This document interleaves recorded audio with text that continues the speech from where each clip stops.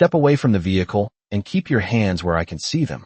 The voice cut through the quiet like it owned the night, flat and practiced, the kind of tone that didn't expect to be questioned. Red and blue lights pulsed against the rows of parked cars, washing the street in alternating color, reflecting off glass and chrome and the thin layer of dust on Alicia Brooks' windshield. She didn't move right away, not because she didn't understand, but because her body was still catching up to the moment, still unwinding from a 12-hour shift that smelled like antiseptic and latex gloves and exhaustion. Her fingers rested lightly on the steering wheel, knuckles faintly marked from where she'd been gripping too tight on the drive home. In the rearview mirror, she could see him now. Officer Daniel Hayes, tall, squared shoulders, one hand already resting near his belt like it belonged there more than anywhere else. Alicia exhaled slowly, the kind of breath you take when you know something small could turn into something else if you let it. Outside, the summer air carried that faint hum of distant traffic and the low buzz of streetlights. But inside the car, it was just her heartbeat, steady but loud, like a clock you couldn't turn off. She reached for her purse with deliberate care, pulling out her ID, placing it on the dashboard where it could be seen, her movements precise, almost rehearsed. Hayes stepped closer, boots crunching softly on gravel, his shadow stretching across her door before his knuckles tapped twice against the glass. Not aggressive, not polite either, just enough to remind her who was standing outside. Alicia rolled the window down halfway, the cool night air slipping in, brushing against her skin. "Good evening, officer," she said, her voice calm, even, carrying none of the fatigue that weighed on her shoulders. Hayes leaned slightly, eyes scanning her face first, then the interior of the car, quick, assessing, like he was looking for something that hadn't been there a second ago. "License and registration," he said. She nodded once, gesturing gently toward the dashboard. "They're right there." He didn't pick them up immediately. Instead, he kept looking at her, the pause stretching just long enough to feel intentional. Alicia held his gaze, not challenging, not submissive, just present. The lights continued to flicker across his uniform, across her face, turning everything into fragments of color and shadow.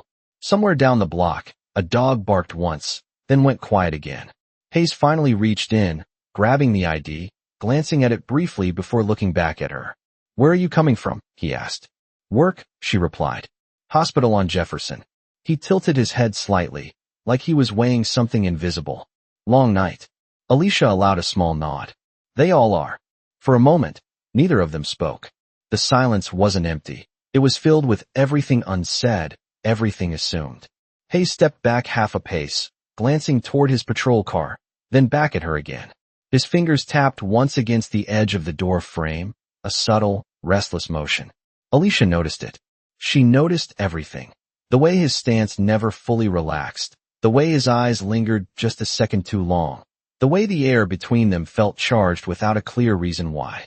She rested her hands gently on the wheel again, palms open, visible, the way she'd been taught, the way experience had shaped her into someone who understood how quickly moments like this could shift. "Is there a problem, officer?" she asked, her tone still steady, but softer now, like she was trying to keep the moment from tipping. Hayes didn't answer right away. Instead, he looked past her, scanning the back seat, the floor, the small things that made up a person's life. Her tote bag with folded scrubs peeking out, a water bottle rolling slightly with the idle vibration of the engine, a pair of worn sneakers tucked near the passenger side. Ordinary. Completely ordinary. And yet, something in his posture remained tight, unresolved. Alicia followed his gaze briefly, then returned her eyes forward, focusing on the faint reflection of the flashing lights across her windshield. Her heartbeat slowed just a fraction, not because she felt safe, but because she had learned how to wait. Hayes shifted his weight, his hand brushing again near his belt, that same unconscious habit repeating like a loop. The radio on his shoulder crackled softly, a voice too distant to make out, and for a split second, his attention flickered away from her. Alicia noticed that too, noted the break, noted the opening. She took a quiet breath, the scent of hospital sanitizer still clinging faintly to her skin, grounding her in something real, something steady. "I just want to go home," she said, almost to herself, but loud enough to be heard. Hayes' eyes snapped back to hers, sharper this time. like something in that sentence had shifted the air. He studied her again, longer now, as if reconsidering everything he thought he knew about this moment, about her, about why he had stopped this car in the first place. The lights kept flashing. The engine kept humming. And somewhere in that fragile space between control and uncertainty, something unspoken began to take shape. He opened his mouth slightly, like he was about to say something different this time, something that hadn't been decided yet. And that's when the radio crackled again. The radio crackled again, louder this time, the static cutting through the quiet like something trying to force its way into the moment. And Officer Hayes turned his head just enough to listen, his jaw tightening as the voice on the other end spoke in clipped, routine codes that sounded ordinary but carried a subtle urgency underneath, the kind that only people inside the system could hear. And for a second his attention drifted away from Alicia entirely, his fingers pressing lightly against the receiver on his shoulder as he responded in a low tone, confirming his location, his stop, his voice steady, but not as controlled as before, and Alicia watched him without moving, her eyes tracing the small changes in his posture, the way his shoulders stiffened just slightly, the way his stance shifted from dominance to something more alert, more reactive, like the situation had quietly expanded beyond just her car and his authority, and she felt it too, that shift, subtle but undeniable, like the air had been pulled tighter around them, and she kept her hands exactly where they were, resting open on the wheel, her breathing slow and measured, because she had learned that stillness could sometimes be the only thing that kept a moment from unraveling. And when Hayes finished speaking into the radio, he did not immediately return to the same position. Instead, he stepped back another half step, glancing again toward his patrol car, then back at Alicia, his eyes narrowing slightly. Not in suspicion exactly, but in calculation, like he was trying to fit something together that did not quite line up, and the flashing lights continued to paint everything in alternating color, red washing over her face, then blue, then red again, turning her expression into something almost unreadable even though it remained calm, grounded, present. And for the first time since he had walked up to the car, Hayes hesitated, not outwardly, not enough for someone passing by to notice, but enough for Alicia to feel it, that brief pause where certainty slipped, and she did not speak into it, did not rush to fill it, because she understood that silence could reveal more than questions ever would, and instead she simply waited, her gaze steady, her posture unchanged, the faint scent of hospital disinfectant still clinging to her clothes, a quiet reminder of where she had been just hours before, where her hands had been used to heal instead of defend. And Hayes looked at her again, longer now, his eyes flicking once more to the dashboard where her identification still rested, then back to her face, and something in his expression shifted again, smaller this time, almost imperceptible, like recognition trying to surface but not quite breaking through. And he reached out slowly, placing her identification back where it had been, but he did not say anything right away, the silence stretching again, heavier now, filled with the low hum of the engine and the distant sound of another car passing somewhere down the street. And Alicia could feel the moment balancing on something fragile, something that could tip in either direction depending on what came next. And she swallowed quietly, not out of fear, but out of awareness, because she knew that sometimes the smallest words carried the greatest weight. And when Hayes finally spoke, his voice had changed just slightly, still firm, still official, but with a trace of something less certain woven underneath. "Step out of the vehicle," he said, the words landing between them like a line drawn across the ground. And Alicia blinked once, slow, controlled, her fingers tightening just slightly against the wheel before relaxing again, and she did not move. Immediately, not out of defiance, but because she was processing the shift, the escalation that had not been there a moment ago, and she turned her head just enough to look at him more directly, her voice quiet but clear when she spoke. "Is there a reason?" And the question was simple, respectful, but it carried something deeper beneath it, something that asked not just for explanation, but for justification. And Hayes held her gaze, his expression tightening again, the uncertainty flickering away as quickly as it had appeared, replaced by something more rigid, more controlled, like he had made a decision he was not going to step back from. And his hand moved again, not aggressively, not threatening, but deliberately, resting near his belt as if to anchor himself in the authority he knew how to use. And the radio on his shoulder hissed softly once more, a faint echo of voices and static that seemed to linger in the background like a reminder that this moment was not isolated, that it was being recorded, observed, existing beyond just the two of them. And Alicia felt that too, the invisible presence of something larger, something watching, and she took another slow breath, her chest rising and falling evenly as she carefully removed her hands from the steering wheel, moving them into view before reaching for the door handle, her movements measured, intentional, every inch of motion controlled as if the space itself required permission, and the door clicked softly as it unlocked, the sound small but sharp in the quiet night.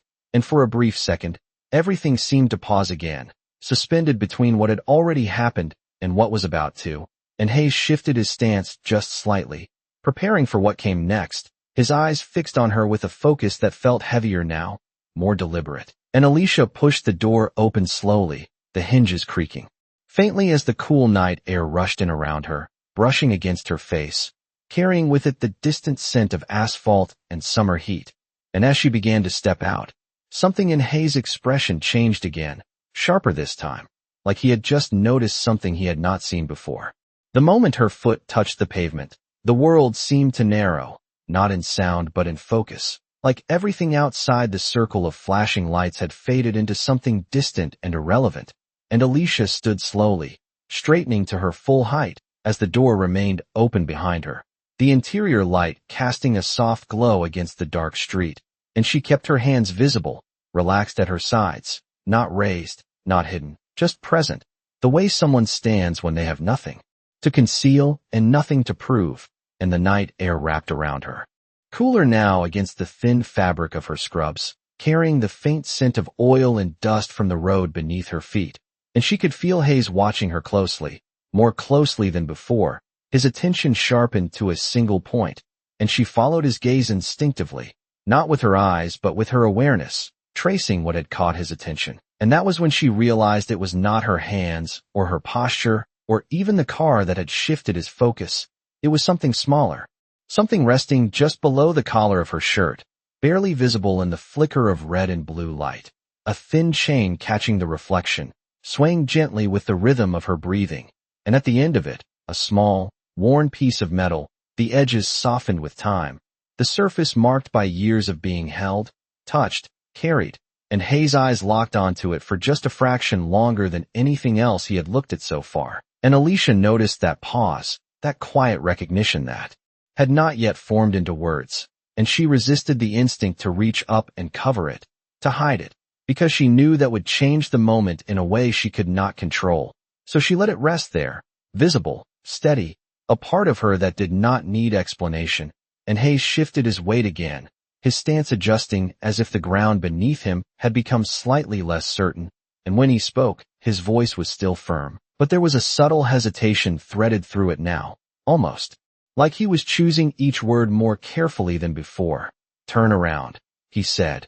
And Alicia nodded once, slow and deliberate, acknowledging the instruction without resistance, and she turned, facing away from him, her movements controlled, measured, every step grounded in the awareness of where she was and who stood behind her, and the street stretched out in front of her, empty except for the distant glow of another intersection several blocks away, the world beyond this moment continuing as if nothing had shifted, and she clasped her hands loosely in front of her, not because she had been told to, but because it felt steadier that way, and behind her, she could hear Hayes moving, the soft scrape of his boots against the pavement, the faint rustle of fabric, the quiet mechanical sounds that came from habit more than intention, and she closed her eyes for a brief second, not in fear, but in focus, grounding herself in the familiar rhythm of her breath, in the memory of steady hands and calm voices from the hospital, in the quiet strength that had carried her through countless nights where control had to be maintained even when everything felt uncertain.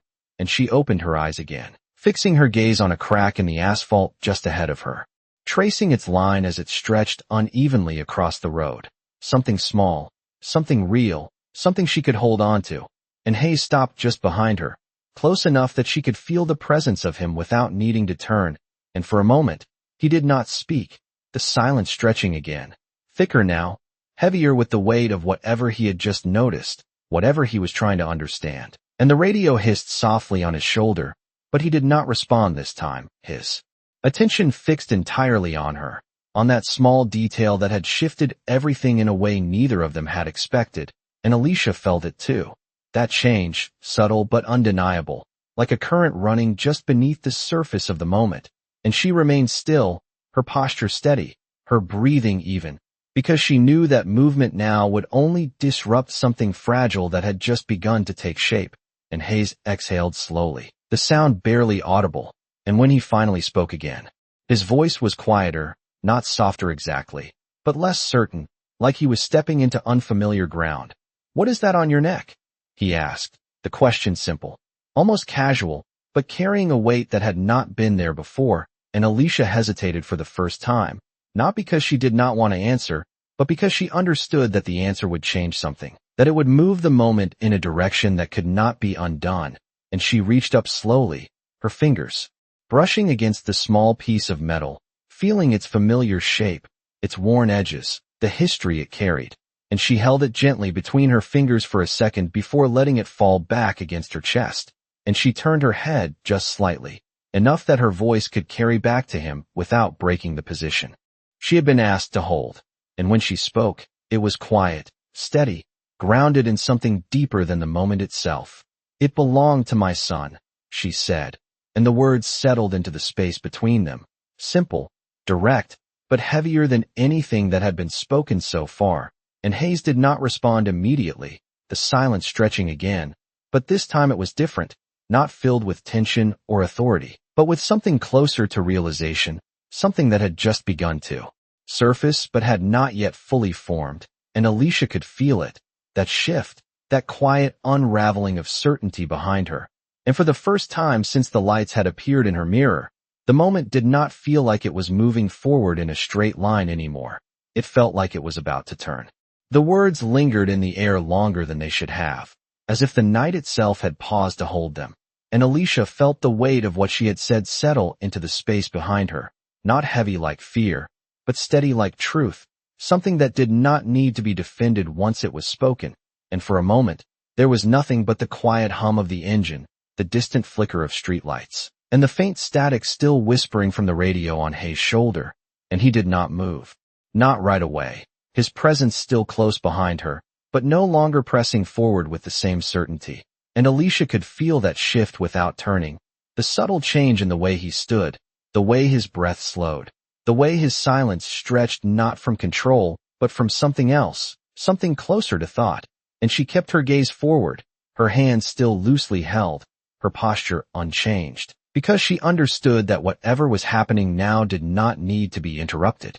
And Hayes finally stepped slightly to the side, not retreating, but adjusting, as if he needed a different angle, a different perspective, and his eyes returned to the small piece of metal resting against her chest, catching the light again, and this time he leaned just enough to see it more clearly, his brow tightening as recognition began to take shape, not fully formed, but present, and when he spoke again, his voice carried less edge, less command, replaced by something quieter, almost cautious. "Your son?" he asked, the question simple, but no longer procedural, and Alicia nodded once, slow, deliberate, still facing forward, her fingers brushing lightly against the chain again, not to hide it, but to acknowledge it, to ground herself in what it represented, and she let out a small breath, not quite a sigh, more like the release of something held too long, and she answered without turning, her voice steady. "Yes, sir." And the word "sir" came out of habit, out of years of knowing how to navigate moments like this, but it carried no submission, only clarity, and Hayes shifted again, his weight settling unevenly now, as if the ground beneath him had changed in a way he had not anticipated, and he looked at the pendant more closely, the worn edges, the faint engraving that caught the light just enough to be visible if you knew what you were looking at, and something in his expression tightened, not in suspicion, but in recognition that had finally found its footing, and he reached out slightly, not touching, but gesturing toward it. "That is military?" he asked, the hesitation in his voice more noticeable now, and Alicia nodded again, her gaze still fixed ahead, her voice softer this time, but no less steady. "It was issued to him," she said, and the phrasing was precise, intentional, and Hayes caught that, the past tense, the weight behind it, the way it carried more than just information. And the silence that followed was different now, not empty, not tense, but full of something unspoken that neither of them was ready to name yet. And the radio crackled again, sharper this time, pulling slightly at the edge of the moment. But Hayes did not respond, his attention anchored here, in this space, in this detail that had shifted everything. And Alicia could feel his eyes on her, not scanning now, not assessing, but trying to understand, and she remained still, allowing the moment to unfold without forcing it, because she knew that understanding could not be rushed. It had to arrive on its own. And Hayes took a slow breath, his shoulders lowering just a fraction, the rigid line of authority softening in a way that was almost imperceptible. And when he spoke again, the question came out quieter, more careful. "What did he do?" And Alicia closed her eyes for just a second, not to avoid the question, but to step into it fully, to gather the memory it required. And when she opened them again, her voice carried something deeper now, something that reached beyond the street, beyond the lights, beyond this moment. "He served," she said, the words simple, but filled with a quiet pride that did not need to be stated. And Hayes' gaze dropped briefly to the ground, then back to the pendant, then back to her, and something in his expression shifted again, more noticeably this time. Like a piece of the picture had fallen into place, and the certainty that had defined his presence at the start of this stop no longer held the same shape. And Alicia felt that too. The subtle easing of pressure in the air, the way the moment no longer felt like it was closing in, but opening outward into something else, something less predictable. And she remained where she was, steady, grounded, letting the silence carry what words did not need to say. And Hayes took another step back, just enough to create space, not distance, but room, and his hand, which had rested near his belt for most of the encounter, dropped slightly to his side, no longer anchored in the same place. And the radio hissed again, louder now, a voice calling his name more clearly this time. And he glanced toward it, then back at her, caught between two directions, two roles, two versions of himself that did not quite align anymore. And Alicia could sense that hesitation, that quiet fracture in certainty, and she did not move, did not speak, because she knew that whatever came next would not come from pressure, it would come from choice. And Hayes pressed the button on his radio slowly, his voice lower now, more measured, as he responded, but his eyes remained on her, on the pendant, on the story he had just begun to understand. And when he released the button, the silence returned, thicker than before, but no longer sharp, and for the first time, it felt like something had shifted beyond control, beyond procedure, into something neither of them had expected. And Hayes looked at her again, really looked this time, as if seeing her for the first time instead of through the lens he had brought with him. And Alicia stood there, unchanged, steady, present, the same person she had been from the start.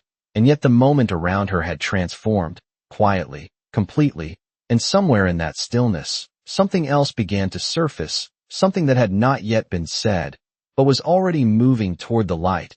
And Hayes' voice, when it came again, carried a different weight entirely, like he was about to ask a question he had not planned to ask.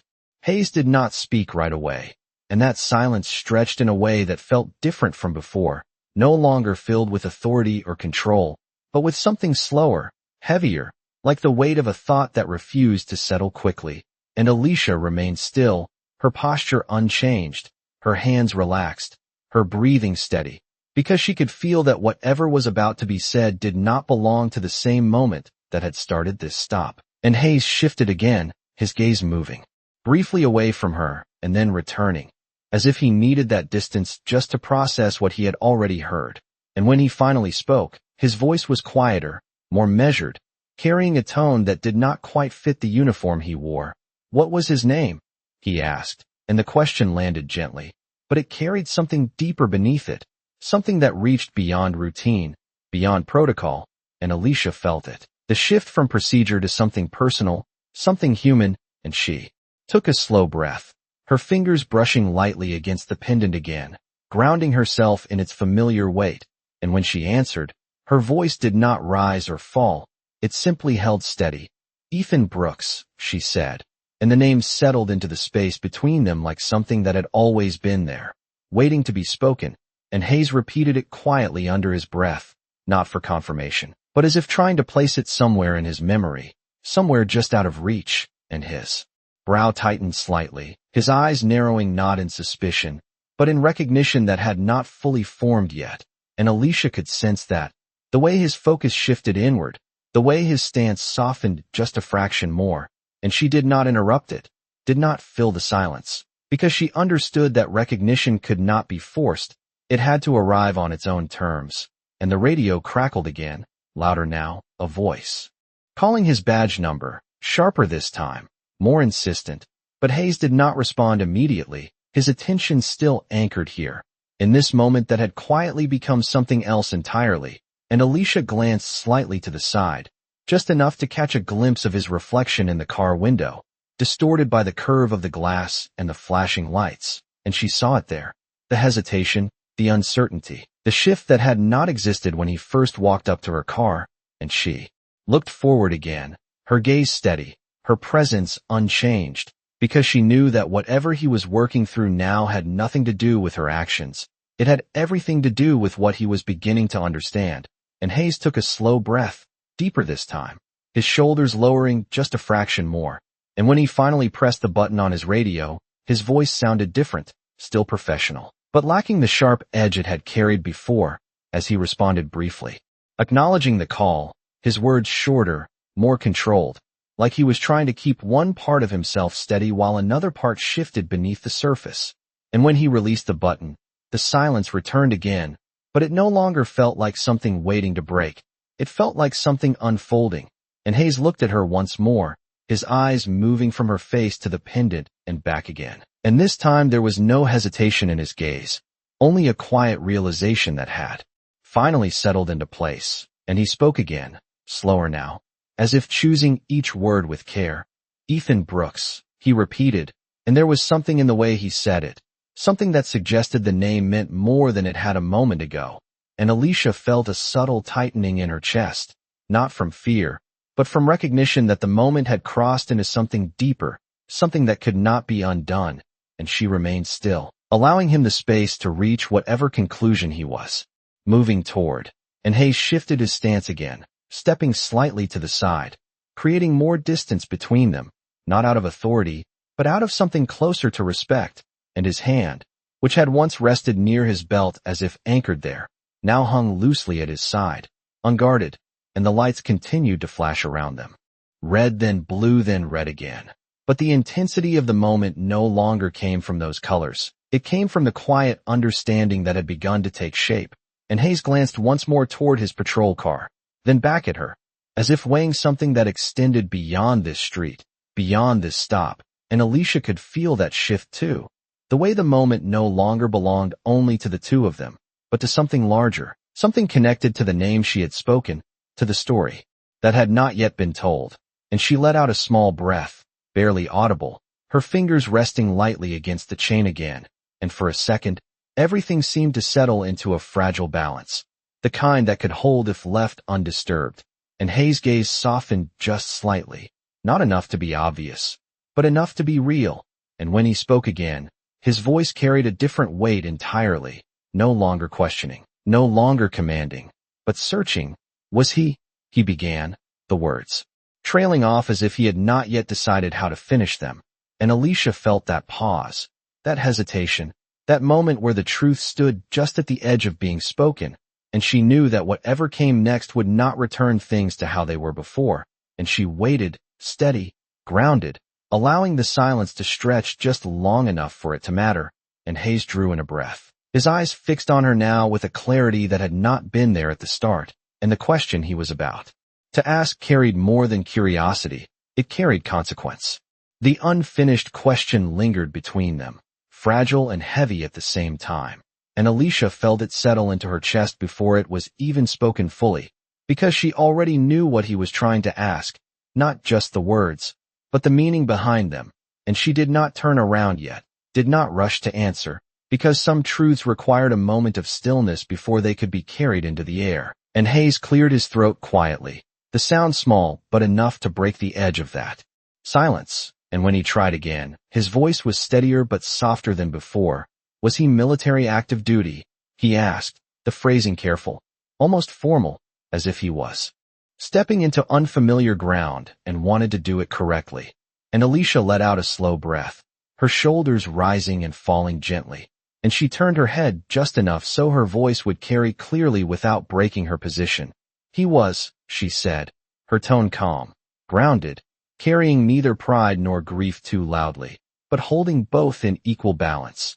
And Hayes nodded once, almost unconsciously, as if confirming something to himself, and his gaze dropped again to the pendant, tracing its shape, the worn edges, the way it reflected the flashing lights in uneven glints, and something in his expression tightened again, but not in suspicion, in recognition that had deepened into understanding, and Alicia could feel that shift behind her, the way his presence no longer pressed forward, but instead hovered, uncertain, as if he was recalibrating everything he thought this moment was supposed to be. And the radio crackled again, sharper this time, a voice calling his name more directly, more urgently, and he hesitated before responding, his hand hovering near the receiver but not pressing it yet, caught between two roles that no longer aligned as cleanly as they had minutes ago.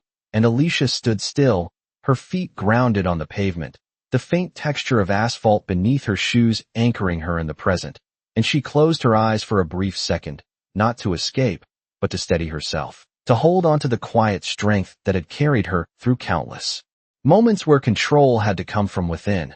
And when she opened them again, the world in front of her remained the same, but the air behind her had shifted in a way she could feel without seeing. And Hayes finally pressed the button on his radio, his voice lower now, more measured as he responded, his words brief, controlled, but lacking the sharp certainty they had carried before. And when he released the button, the silence returned again. But this time it felt different, not like something waiting to break, but like something waiting to be understood. And Hayes took a slow step to the side, creating a little more space between them, not out of authority, but out of something closer to respect. And his hand dropped fully away from his belt now, no longer anchored there, no longer signaling the same readiness. And Alicia noticed that without turning, the shift in posture, the change in energy, and she let her hands relax slightly more, her fingers uncurling just enough to release the tension she had been holding without realizing it. And Hayes spoke again, quieter now, almost hesitant. What branch? He asked, and Alicia did not answer immediately, not because she was avoiding the question, but because she understood the weight it carried, the way it would shape whatever came next. And she lifted her hand slowly, touching the pendant again, feeling its familiar surface, the history it held, and she turned her head just slightly more this time, her voice steady as she answered. Navy, she said, and the words settled into the space between them with a quiet finality. And Hayes inhaled slowly, the breath deeper this time, as if it had reached further than the surface, and his eyes closed briefly before opening again, his gaze returning to her with something new behind it, something that had not been there when he first approached her car. And Alicia could feel that too, the shift from assumption to awareness, from control to reflection, and she remained still, allowing the moment to unfold without forcing it, because she knew that whatever understanding was forming now needed space to settle. And Hayes stepped back another half step, the distance between them widening slightly, not in separation, but in clarity, and his posture straightened, but not in the same rigid way as before. It was steadier now, more grounded, less defensive, and the lights continued to flash around them. But their intensity no longer dominated the moment. It was the quiet between them that held the weight now. And Hayes looked at her again, really looked this time, not through the lens of suspicion or authority, but through something closer to recognition. And when he spoke again, his voice carried a different kind of gravity. Was he still serving? He asked, the question softer, but heavier. And Alicia felt the shift immediately, the way the moment had crossed into something deeper, something that could not be undone. And she took a slow breath, her fingers tightening slightly against the pendant before relaxing again. And she knew that whatever she said next would not just answer his question, it would change the space between them entirely. And for the first time since she stepped out of the car, she turned just a little more toward him, enough that her voice would not have to travel as far, enough that the truth would land exactly where it needed to. And Hayes watched her closely now, not with suspicion, but with a quiet attention that had replaced everything else, and the night around them seemed to hold its breath, the distant sounds fading into the background as the moment narrowed again, not in tension, but in focus. And Alicia parted her lips slightly, preparing to answer, her voice steady, grounded, ready to carry something that had lived inside her for a long time. And Hayes did not move, did not speak, did not interrupt, because he understood, even before she said it, that whatever came next would change everything. And the silence stretched just long enough to matter, just long enough to feel the weight of what was about to be spoken. And then she began to speak, and that is when the radio crackled again. The radio crackled sharply, cutting through the moment just as her words were about to form, and Hayes flinched almost imperceptibly, the interruption landing heavier than it should have, like something had been pulled away right before it could settle, and he pressed the receiver this time without hesitation, his voice low, controlled, but carrying a trace of urgency that had not been there before as he responded, acknowledging the call, confirming his position, and Alicia remained still, her breath held for a fraction longer than usual before she let it go slowly, because she understood that whatever she had been about to say could not be rushed now, not after the rhythm of the moment had been broken, and she lowered her hand gently from the pendant, letting it rest again against her chest, the metal cool against her skin, grounding her in something steady, something unchanged. And Hayes finished speaking into the radio, his thumb lingering on the button for a second before releasing it, and the static faded into a softer hiss, leaving behind a silence that felt different now, not as fragile, but more uncertain, like the moment had shifted direction without fully settling into a new path. And he looked at her again, his gaze searching, as if trying to return to where they had been just seconds ago. But something had changed, something subtle but real, and Alicia sensed it too. The way the air no longer held the same quiet focus. The way the interruption had introduced something external into what had been an increasingly personal space. And she did not speak immediately, did not pick up where she had left off, because she knew that timing mattered, that the truth she carried could not simply be inserted back into the moment as if nothing had happened. And Hayes took a small step closer again, not enough to invade her space, but enough to re-establish presence, and his voice, when he spoke, carried a different kind of restraint, like he was aware now that the conversation had moved beyond routine. "You were saying," he prompted, the words simple, but quieter, almost careful, and Alicia turned her head slightly more toward him, not fully, but enough that her voice would meet him directly this time. And she took a slow breath, her chest rising and falling in a steady rhythm, and when she spoke, her voice was soft, but it did not waver. "He is not serving anymore," she said, and the phrasing was deliberate, chosen, carrying more meaning than the words themselves. And Hayes' expression tightened again, but not in suspicion, in understanding that had begun to take shape, and he did not interrupt, did not rush to fill the silence that followed, because he could feel it too, that what she had said was only part of the truth, that something else remained just beneath the surface, waiting. And Alicia let the silence stretch for a moment, allowing the weight of her words to settle, allowing the space between them to hold what had not yet been spoken. And she lifted her hand again, touching the pendant gently, her fingers tracing its edges as if drawing strength from its presence. And when she spoke again, her voice carried a deeper stillness, something that reached beyond the street, beyond the lights, beyond this moment. "He completed his last mission 2 years ago," she said. And Hayes' gaze dropped briefly, his jaw tightening slightly, the shift in his posture more visible now, like the pieces were beginning to connect in a way he could no longer ignore. And Alicia continued, not rushing, not forcing the words, but letting them come in the same steady rhythm she had held from the beginning. "He came home," she added, and the sentence hung there. Simple, incomplete in a way that felt intentional. And Hayes looked back at her quickly, his eyes searching her face now, trying to read what had not been said. And Alicia did not look away, her expression calm, grounded, but carrying a depth that had not been visible before.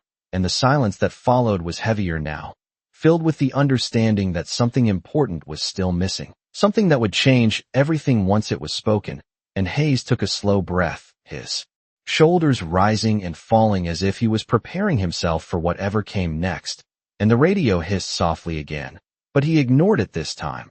His focus fixed entirely on her, on the story that was unfolding piece by piece, and Alicia felt that attention, that shift from authority to listening, and she allowed herself a small pause, not to create tension, but because the truth she carried deserved to be spoken with care, and she lowered her hand from the pendant once more, letting it rest against her chest, steady, unmoving, and when she finally spoke again, her voice was quiet, but it carried a clarity that left no room for misunderstanding.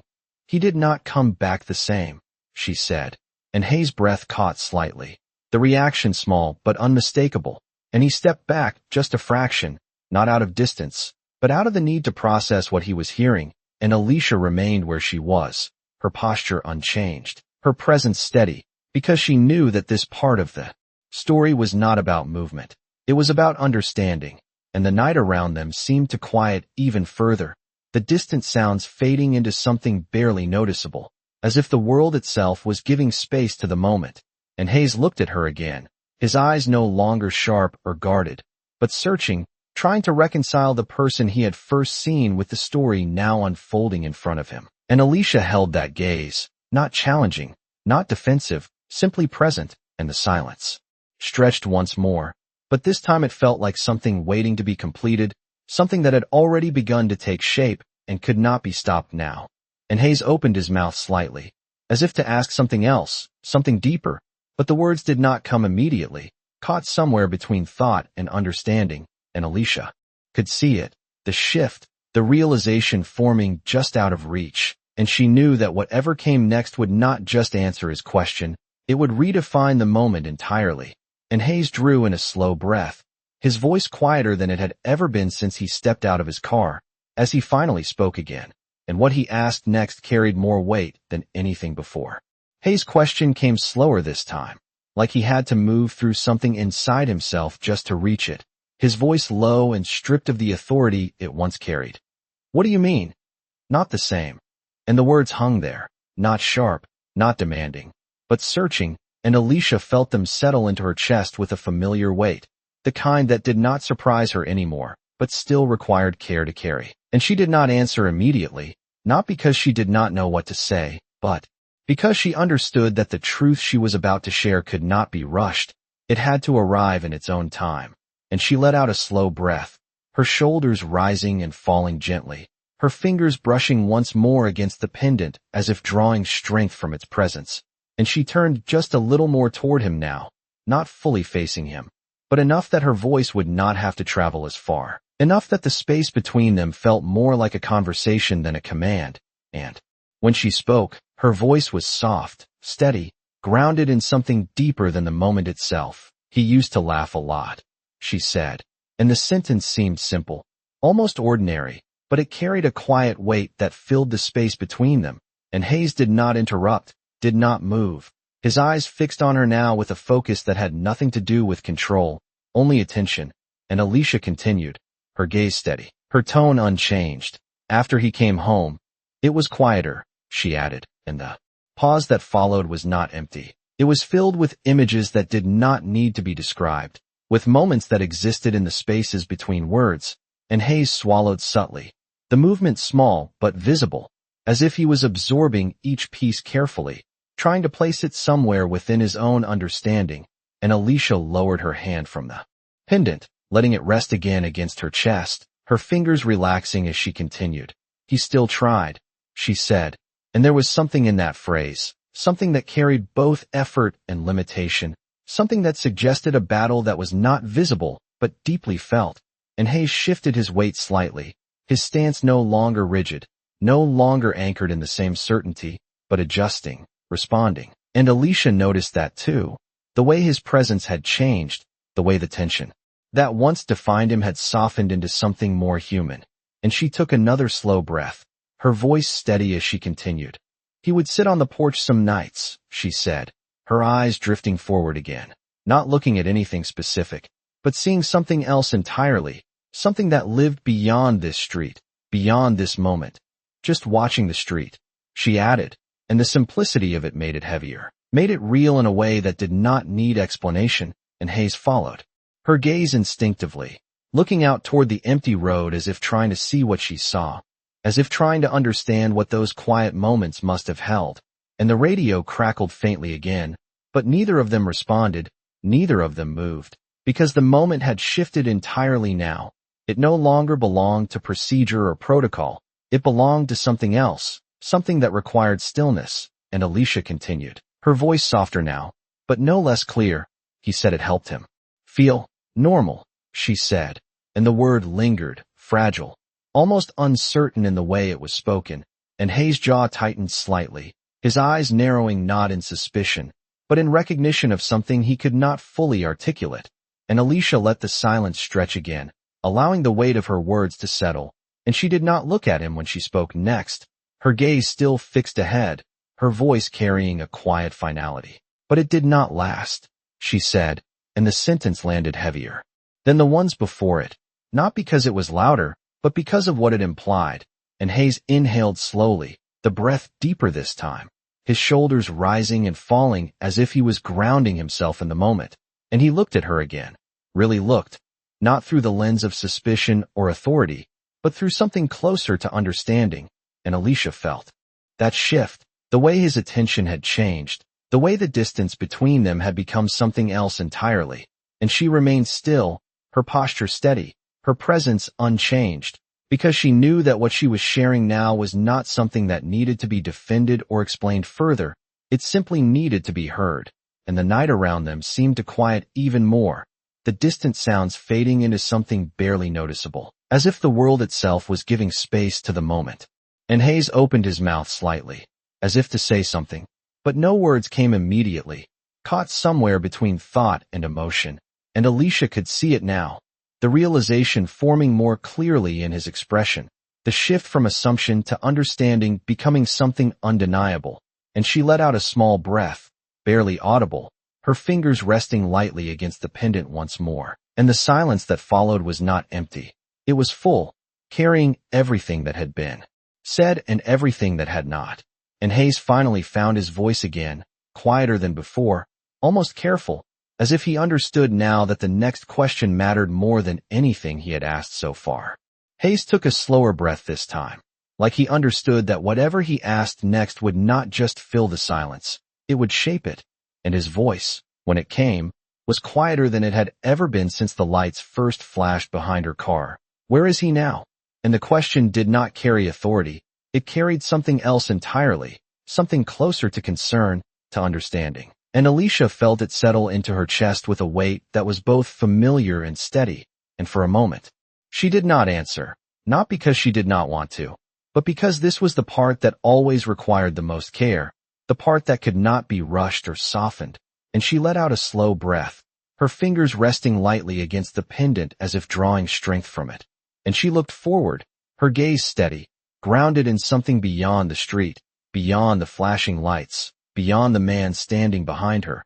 And when she spoke, her voice was calm, but it carried a depth that had not been there before.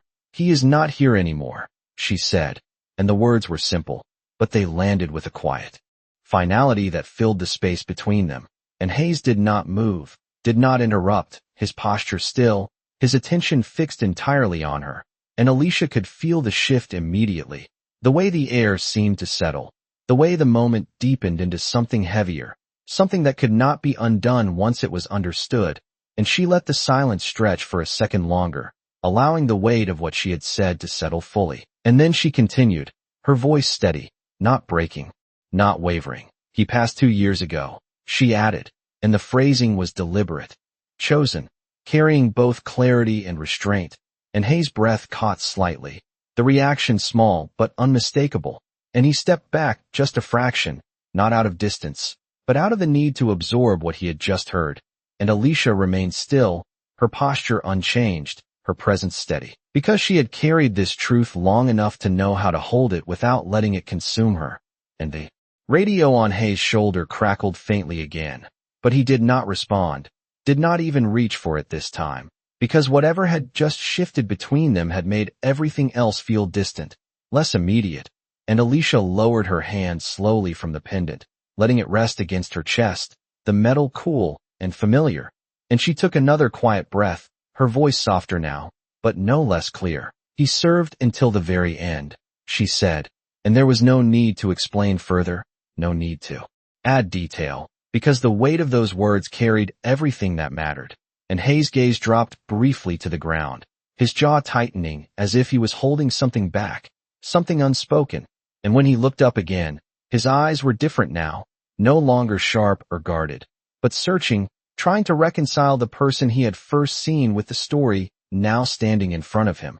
And Alicia could feel that shift, the way his presence had changed, the way the tension that once defined the moment had softened into something more human, more uncertain, and she remained still, allowing him the space to process, because she understood that this was not something that could be understood all at once. It had to settle, piece by piece, and the night around them seemed quieter now, the distant sounds fading into something barely noticeable, as if the world itself had stepped back to give the moment room to breathe. And Hayes swallowed subtly, the movement small but visible, and when he spoke again, his voice carried a different weight, something closer to regret, though he had not yet named it. "I did not know," he said, and the words were simple, but they held more than just information. They held the beginning of something else, something that had not existed when he first approached her car. And Alicia turned her head slightly more toward him now, not fully, but enough that her voice would meet him directly, and she did not respond right away, because she understood that his words were not a question, they were a realization, and she let the silence hold for a moment longer before speaking, her tone calm, grounded, carrying no accusation, only truth. "You did not ask," she said, and the sentence was quiet, but it landed with a clarity that did not need to be emphasized. And Hayes' expression tightened again, not in defense, but in recognition of what she had just said, and he looked away briefly, his gaze drifting toward the flashing lights, toward his patrol car, toward anything that could give him a second to process the shift that had taken place. And Alicia watched him now, not with judgment, not with expectation, but with the same steady presence she had held from the beginning, and she could see it, the change, the way his posture had softened, the way his certainty had given way to something more reflective, and she let out a small breath, her fingers brushing once more against the pendant, grounding herself in what remained constant, and the silence that followed was not empty. It was full, carrying everything that had been said and everything that had not. And Hayes slowly brought his gaze back to her, his eyes no longer searching, but settling into something quieter, something more aware. And for a moment, neither of them spoke, because there was nothing left to fill, nothing left to push forward, only the quiet understanding that had taken shape between them, and the flashing lights continued to pulse around them. But their intensity no longer defined the moment. It was the stillness that held it now, and Hayes shifted his weight again, his stance no longer rigid, no longer anchored in the same place. And he opened his mouth slightly, as if to say something else, something that had not yet been spoken, and Alicia watched him carefully, her expression unchanged, her presence steady, because she knew that whatever came next would not belong to the same moment that had started all of this. It would belong to something new, something shaped by everything that had just been revealed. And Hayes took a slow breath, his voice quieter than before, as he began to speak again, and this time, the words did not come from authority, they came from somewhere deeper. Hayes' words did not come out right away, and when they did, they were slower, heavier, as if each one had to pass through something inside him before it could reach the air.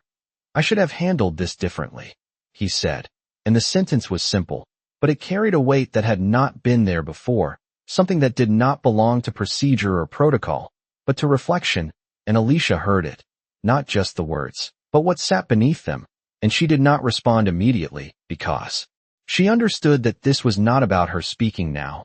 It was about him arriving somewhere he had not expected to go, and the night held steady around them, the flashing lights still moving across the street, across their faces, but their intensity no longer defined the moment.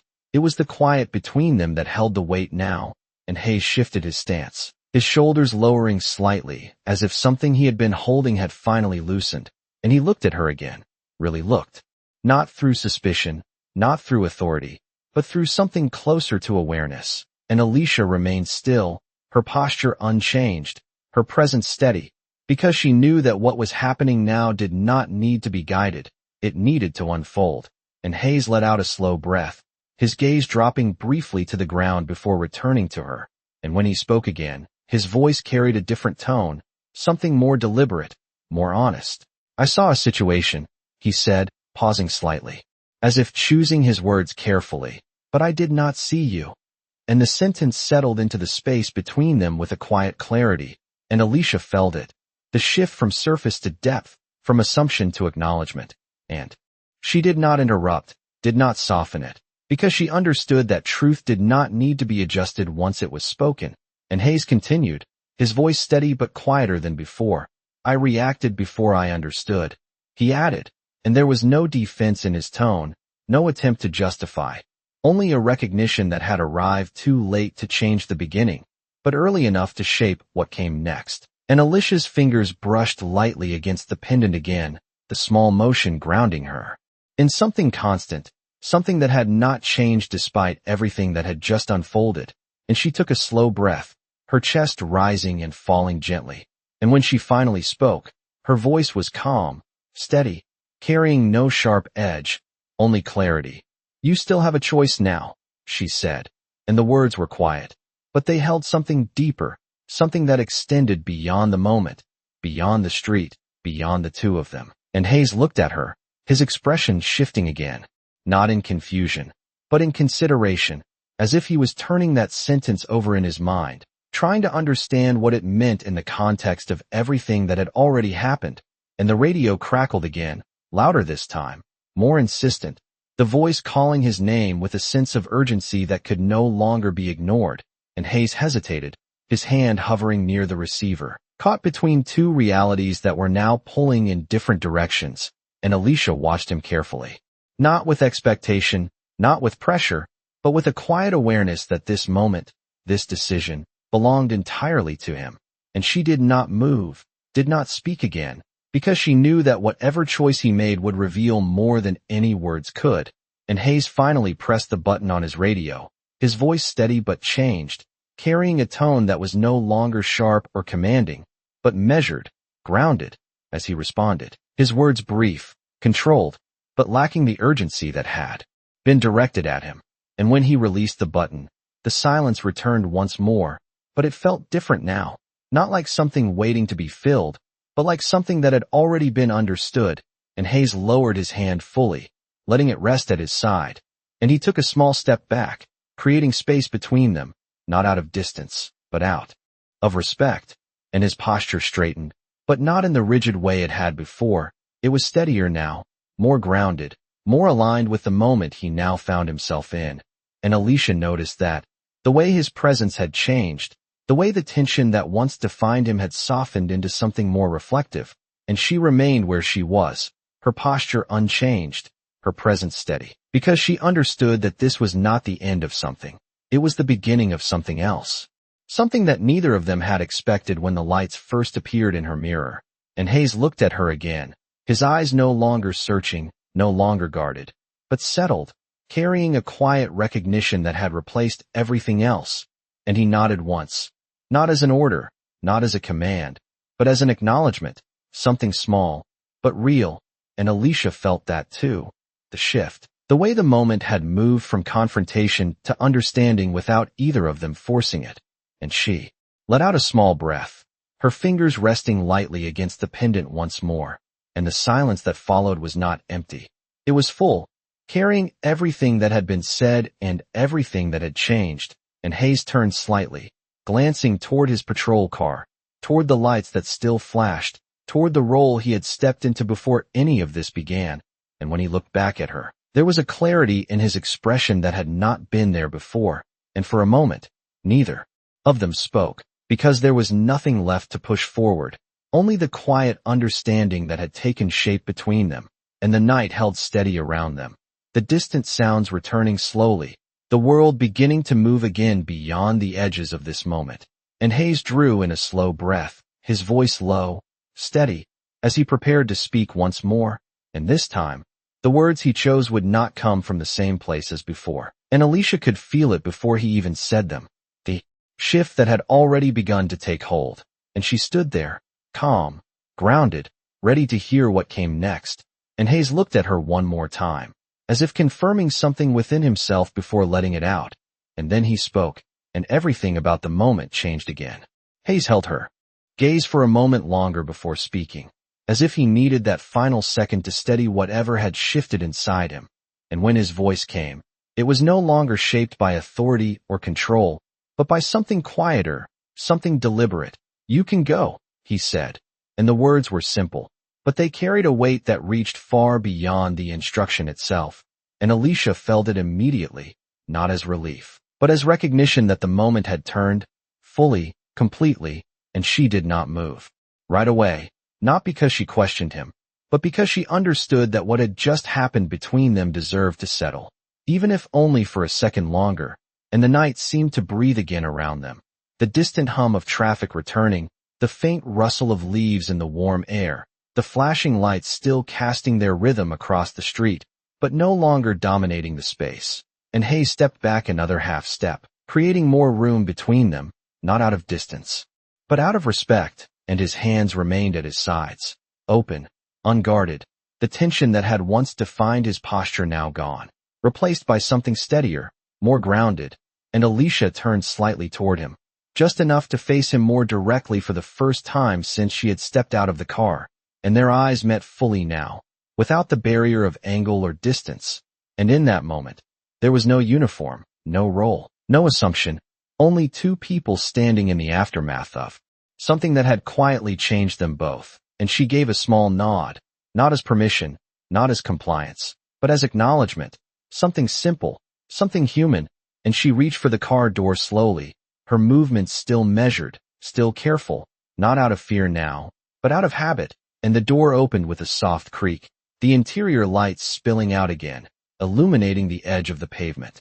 and she paused there for just a second, her hand resting lightly on the frame, and she glanced back at him once more, not searching, not questioning, but present, and Hayes held her gaze, his expression steady, but there was something in his eyes now that had not been there before, something quieter, something more aware, and Alicia spoke then, her voice calm, even, carrying no sharpness, no accusation, only truth. "Thank you," she said, and the words were not about the stop, not about the moment that had begun all of this. They were about what had happened after, about the choice he had made when he could have chosen differently. And Hayes nodded once, the motion small, but deliberate, and he did not speak right away, as if he understood that anything he said now needed to match the weight of what had already been exchanged. And when he finally did, his voice was low, steady. "Drive safe, Ms. Brooks," he said, using her name this time, not as a detail from her identification, but as recognition, and Alicia felt that too. The shift in how he saw her, how he addressed her, and she nodded once more before stepping into the car, her movement smooth, controlled, and she sat down, pulling the door closed with a soft click that seemed louder than it should have been in the quiet night. And for a moment, she did not start the engine, did not reach for the wheel. She simply sat there, her hands resting lightly in her lap, her eyes forward, letting the moment settle fully, letting everything that had just happened find its place within her.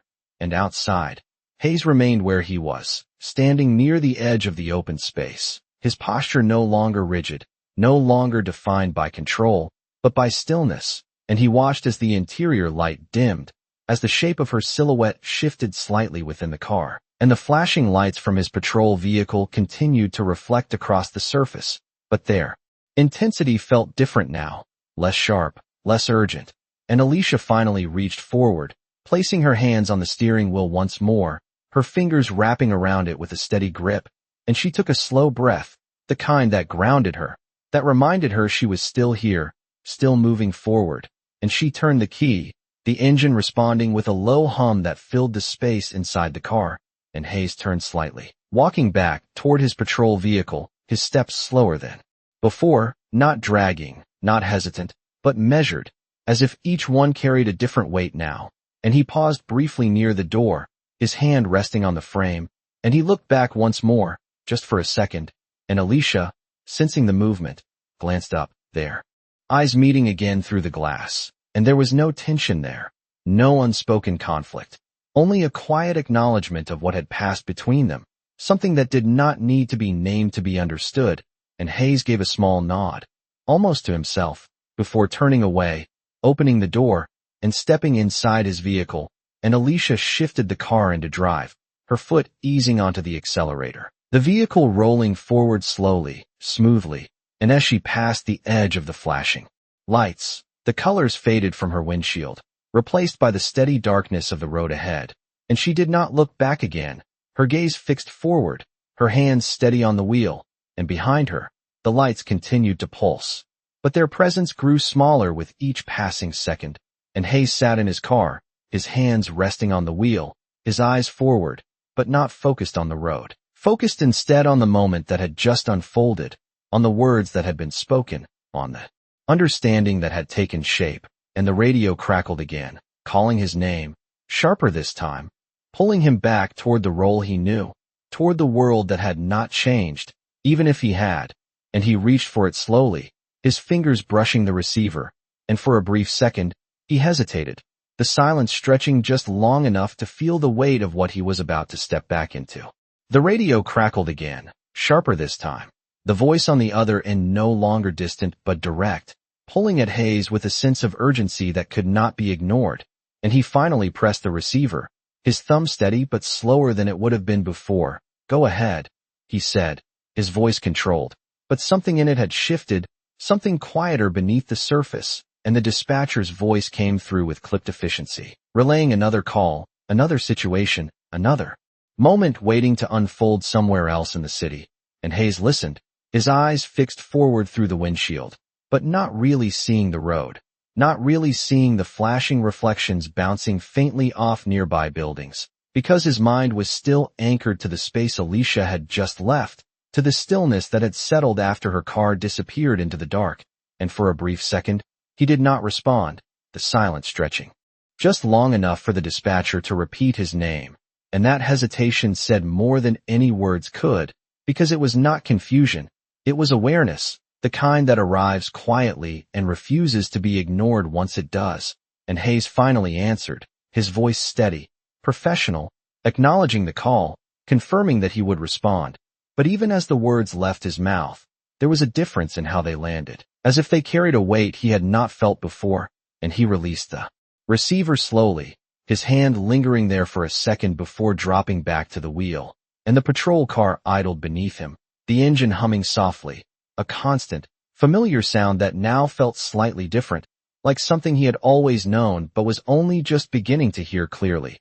And he sat there for a moment longer, not moving, not rushing to pull away, because something inside him needed that pause, needed that space to settle what had just happened, and he glanced down briefly, his hands resting on the steering wheel.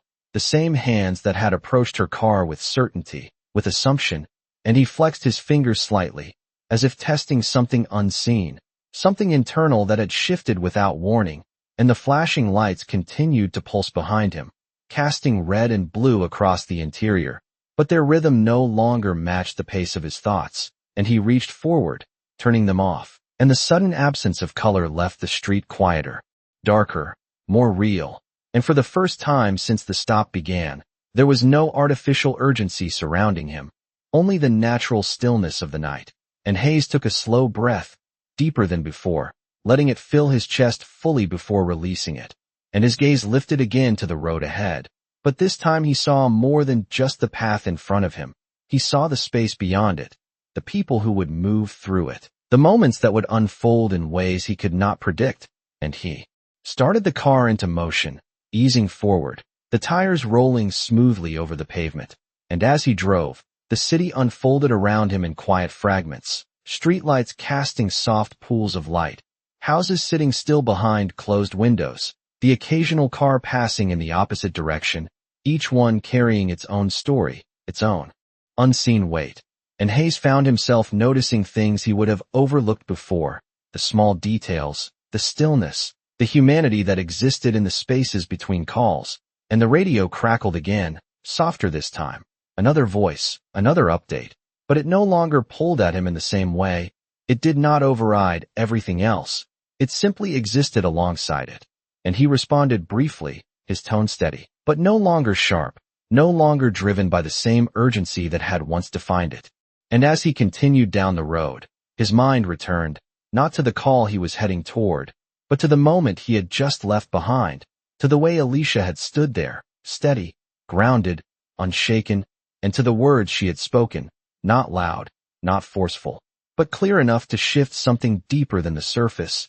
And he replayed it quietly, not as a memory he wanted to escape, but as one he needed to understand. And he realized, slowly, that the moment had not been about being right or wrong. It had been about seeing, truly seeing.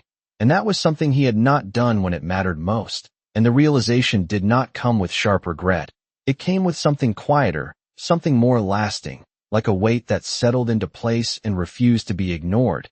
And he adjusted his grip on the wheel slightly, his posture straightening, but not in the rigid way it had before.